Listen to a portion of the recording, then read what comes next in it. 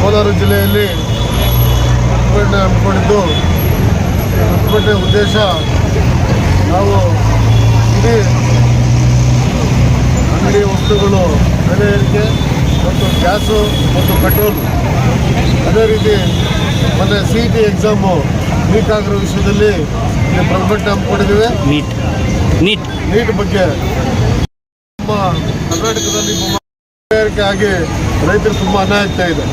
ಮತ್ತು ವರ್ಷಕ್ಕೆ 6 ಸಿಲಿಂಡರ್ ಕೊಡ್ತೀವಿ ಅಂತೇಳಿ ಈಗ ಬರೀ 4 ಕೊಡ್ತಾ ಇದ್ದಾರೆ. ಅದರಲ್ಲೂ ಕೂಡ ಅನ್ಯಾಯ ಆಗಿದೆ. ಕೇಂದ್ರ ಸರ್ಕಾರದಿಂದ ಏನು ಪೆಟ್ರೋಲ್ ಡೀಸೆಲ್ ಬೆಲೆ ಮೊದಲಿಗೆ ನಮ್ಮ ಸರ್ಕಾರ ಇದ್ದಾಗ 65 ರೂಪಾಯಿ 70 ರೂಪಾಯಿ ಇತ್ತು, ಈಗ 100 ರೂಪಾಯಿ ಗಡಿ ದಾಟಿದೆ.